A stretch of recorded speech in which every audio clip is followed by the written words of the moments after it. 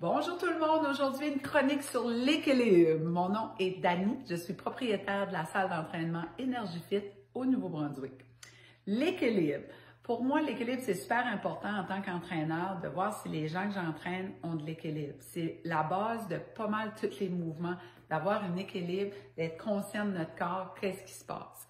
Quand on marche, on est en équilibre pratiquement tout le temps.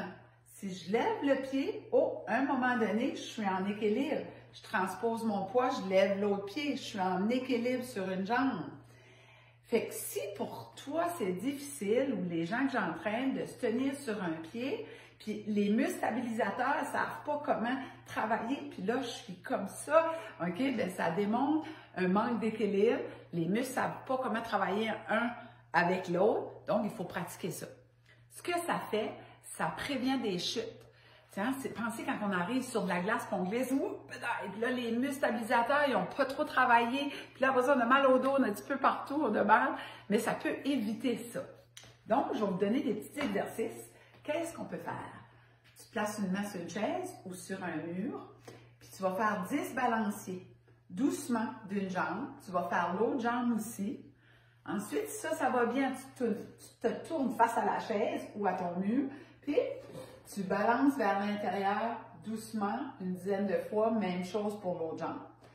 Ensuite, c'est là qu'on essaie la vraie affaire d'équilibre. On lève les bras, fixe un point en avant, la jambe qui est droite, qui est au sol, tu la ancres dans le plancher avec tes orteils, là, dans tes espadrilles, tu fais comme si tu agrippes le plancher, puis là, tu essaies de te balancer. Tu fais les mêmes exercices, OK? Mais sans te tenir. Mais là, ça peut être là au cas où tu en as besoin.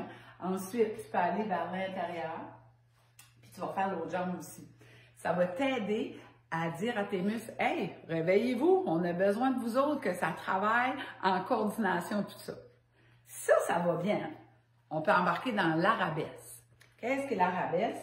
Moi, ça me fait toujours penser à des gymnastes ou surtout des patineurs artistiques.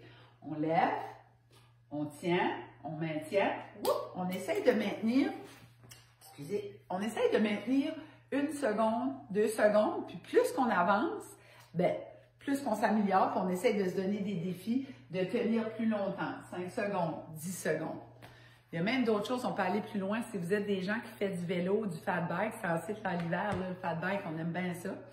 Puis que ces exercices-là sont acquis, tu peux essayer d'être en équilibre sur ton vélo. Tu embarques sur tes pédales, puis tu essaies de tenir en équilibre le plus longtemps possible. Puis là, tu checkes, il y a quelqu'un d'autre qui peut compter, on fait ça en groupe, c'est bien le fun. OK, j'ai tenu 5 secondes. Bon, on essaie de tout battre 5 secondes. Plus on a d'équilibre sur notre bicycle ou dans la vie, ce qui est le fun, ça nous donne confiance en soi. On a moins peur des obstacles, de la glace, parce qu'on sait qu'on est capable d'être en équilibre, puis ça évite des chutes et des blessures. Sur ça, on partage, on aime, puis j'aime avoir vos commentaires. Ça me fait toujours plaisir de vous lire. Bonne soirée, puis à demain!